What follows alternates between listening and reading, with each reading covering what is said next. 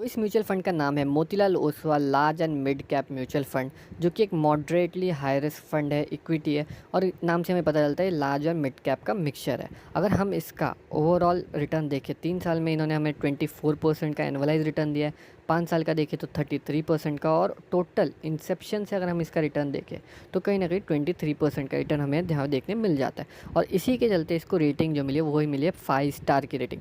Minimum आप SIP 500 रुपये से यहाँ पे चालू कर सकते हो। और अगर हम इसका फ़ंड साइज़ देखें तो इसका फ़ंड साइज़ है 7,624 करोड़ रुपीज़ का। और देखिए अगर इसकी होल्डिंग्स मतलब कौन से स्टॉक्स में इन्वेस्टमेंट किए तो टॉप 10 तो स्टॉक्स आपके सामने आ ही गए होंगे, जिसमें आपको सिजलॉन, HDFC बैंक, कल्याण ज्वेलर्स, ट्रेंड, भारती एयरटेल जैसे अच्छे अच्छे स्टॉक्स यहाँ पे देखने मिलेंगे। टोटल हम देख सकते हैं 34 स्टॉक्स है, मतलब अच्छा खासा इन्होंने इन्वेस्टमेंट किया, डाइवर्सिफाइड इनका पोर्टफोलियो हमें यहाँ पे देखने मिलता है। अगर हम यहाँ पे देखें एक्सपेंस रेशियो, तो इस पर्टिकुलर म्यूचुअल फंड का एक्सपेंस रेशियो है 0.55%। एक्सपेंस रेशियो मैंने पहले भी एक्सप्लेन किया, बेसिकली जब भी आप मतलब आप काम कर रहे हो, मैं काम कर रहा हूँ, हर एक इंसान पैसे के लिए काम कर रहा है, ठीक है। तो आपके बिहाफ में अगर म्यूचुअल फंड वाले इन्वेस्टमेंट करें तो कुछ तो अमाउंट चार्ज करेंगे, ठीक है। तो इसे कहते हैं एक्सपेंस रेशियो। तो जो भी आप अमाउंट इन्वेस्टमेंट के लिए दोगे उससे 0.55% ये लोग विड्रॉ चार्ज कर लेंगे, बाकी बचा हुआ अमाउंट ये लोग विड्रॉ कर लेंगे। मतलब 100 रुपये में आप बोल सकते हो 55 पैसे लोग चार्ज कर रहे हैं, ठीक है। अब होता है आपका exit load. Exit load basically क्या होता है, अगर आपने 1 साल के अंडर अगर विड्रॉ कर लिया आपका अमाउंट तो आपको 1% रुपीज़ उस पर लगता है। तो ये इसकी टर्म है बेसिकली। तो म्यूचुअल फंड में यूजुअली हम इन्वेस्टमेंट करते हैं लॉन्ग टर्म बेसिस पे, ठीक है, 10 साल 15 साल का सोच के। बट अगर इमरजेंसी में आपको फंड लगा, ठीक है, तो समझो आपने 100 रुपये विड्रॉ इन्वेस्टमेंट की हुई है, तो 100 अगर आप विड्रॉ करते हो तो उसमें आपका 1 रुपीज़ मतलब 1% लोग चार्ज कर लेंगे, बाकी 99 रुपीज़ आपको मिल जाएंगे। और अगर हम टैक्सेस की बात करें तो सेम है। अगर 1 साल के अंडर अगर आप विड्रॉ करते हो तो आपको 20% टैक्स लगता है आपका जो रिटर्न बनता है उसके ऊपर। और वहीं पे अगर आप 1 साल के बाद विड्रॉ करते हो तो जो भी आपका रिटर्न बनता है उस पर आपको लॉन्ग टर्म गेन टैक्स लगता है, जो कि आपका 12.5% होता है। अगर मार्केट गिर रहा है तो क्या आपको अपनी SIP और इन्वेस्टमेंट स्टॉप कर देनी चाहिए? मार्केट क्रैश होने पर पैसा इन्वेस्ट करना रिस्की है या बेस्ट अपॉर्चुनिटी है? लोग पैनिक सेलिंग करके सबसे बड़ी मिस्टेक कैसे करते हैं? क्या मार्केट क्रैश में ज़्यादा इन्वेस्ट करना एक स्मार्ट स्ट्रैटेजी है? 90% लोग मार्केट गिरने पे डर जाते हैं और अपनी SIP बंद कर देते हैं या स्टॉक्स बेचने लगते हैं, लेकिन बड़े इन्वेस्टर ऐसे ही मौके का इंतज़ार करते हैं। अगर मार्केट 10 से 20% गिर जाए तो क्या करना चाहिए, ये सबसे इम्पॉर्टेंट है। ज़्यादा इन्वेस्ट करें, एग्जिस्टिंग इन्वेस्टमेंट होल्ड करें या बेच दें? ज़्यादातर लोग पैनिक सेलिंग करके अपनी सबसे बड़ी मिस्टेक कर देते हैं। अब ये पैनिक सेलिंग करते क्यों है? मार्केट गिरता है, लोग डर के स्टॉक्स बेचने लगते हैं। जिस प्राइस पे बेच रहे होते हैं वही स्टॉक अगले कुछ महीनों में रिकवर हो जाता है। जो पेशेंस रखता है उनका पोर्टफोलियो डबल ट्रिपल तक ग्रो करता है। अगर हम कुछ एग्जांपल समझे तो कोविड-19 क्रैश के टाइम पे, जो कि 2020 के आसपास था, मार्केट 40% गिरा, लेकिन उसके बाद 2x रिटर्न भी दिया।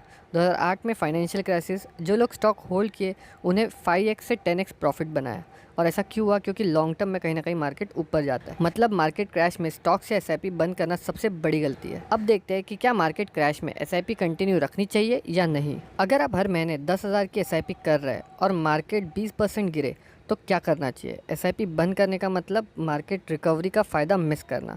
अगर हम SIP स्ट्रैटेजी को समझे मार्केट क्रैश के टाइम, तो मार्केट क्रैश होने पर सेम 10,000 SIP में ज़्यादा यूनिट्स आपको मिलते हैं। जब मार्केट वापस बढ़ता है तो इन्वेस्टमेंट और फास्ट ग्रो करता है। SIP का असली पावर तब दिखता है जब मार्केट डाउन होता है। अगर हम एग्जांपल समझे, 10 साल के डेटा में देखा गया है कि क्रैश के दौरान की SIP सबसे ज़्यादा प्रॉफिट देती है। 10,000 SIP अगर क्रैश के टाइम बंद की गई तो क्लोज टू क्लोज आप 15 लाख का लॉस कर सकते हो। मतलब मार्केट क्रैश के टाइम SIP कंटिन्यू रखना ही सबसे बेस्ट स्ट्रैटेजी होगी। अब देखते हैं कि मार्केट क्रैश में स्मार्ट इन्वेस्टर कैसे पैसा बनाते हैं। अगर आप भी मार्केट क्रैश का फ़ायदा उठाना चाहते हो तो ये स्ट्रैटेजी ज़रूर फॉलो करना। बड़े इन्वेस्टर्स डिप में और ज़्यादा इन्वेस्ट करते हैं। अगर हम स्मार्ट इन्वेस्टिंग समझे मार्केट क्रैश की, तो मार्केट गिरने पर पैनिक सेलिंग मत करना, बल्कि और इन्वेस्ट करना। लार्ज कैप और इंडेक्स फंड को ज़्यादा प्रायोरिटाइज करना। अगर पॉसिबल हो तो SIP की जो अमाउंट है वो इंक्रीज़ कर देना।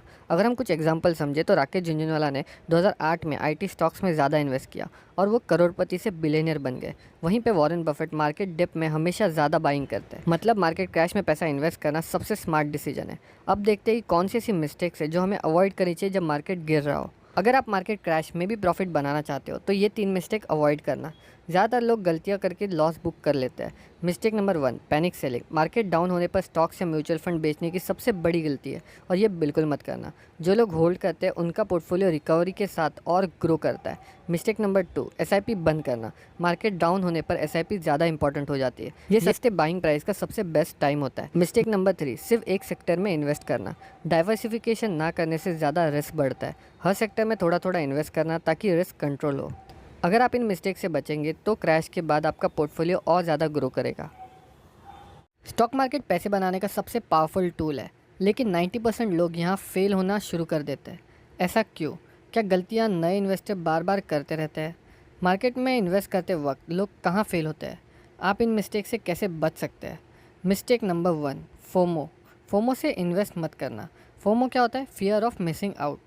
क्या आपने कभी किसी स्टॉक को सिर्फ इसीलिए ख़रीदा है क्योंकि सब लोग उस स्टॉक में इन्वेस्ट कर रहे थे? अगर हाँ, तो आप भी फोमो का शिकार हो चुके हो। अगर फोमो को हम समझने जाए तो लोग जब मार्केट में यूफोरिया देखते हैं तो बिना रिसर्च के इन्वेस्ट कर देते हैं। न्यूज़ चैनल, यूट्यूब वीडियोस और फ्रेंड्स के कहने पे ही इन्वेस्ट कर देते हैं। हर ट्रेंडिंग स्टॉक फ्यूचर में ग्रो नहीं करता। अगर हम उनका कुछ एग्जांपल देखें तो जैसे पेटीएम का आईपीओ, हाइप बहुत थी लेकिन स्टॉक गिर गया। येस बैंक, हाई रिटर्न के चक्कर में लोग फंसे और स्टॉक क्रैश हो गया। मतलब बिना रिसर्च के कोई भी स्टॉक मत लो। अब देखते हैं दूसरी बड़ी मिस्टेक जो लोग करते हैं। Mistake number 2, short term thinking. अगर आप स्टॉक मार्केट में जल्दी पैसा बनाने आए हो तो ऑलरेडी आप गलती कर रहे हो। स्टॉक मार्केट में पेशेंस बहुत ज़रूरी होता है। और ये जो शॉर्ट टर्म वाला जो थिंकिंग है या माइंडसेट है, तो इसमें क्या होता है, लोग 1-2 महीने में स्टॉक से प्रॉफिट एक्सपेक्ट करते हैं, जो कि होता नहीं है। मार्केट कभी भी लीनियर ग्रोथ नहीं देता। बेस्ट इन्वेस्टर वही है जो स्टॉक मार्केट में 5 से 10 साल तक आए और उसको होल्ड करे उन स्टॉक्स को।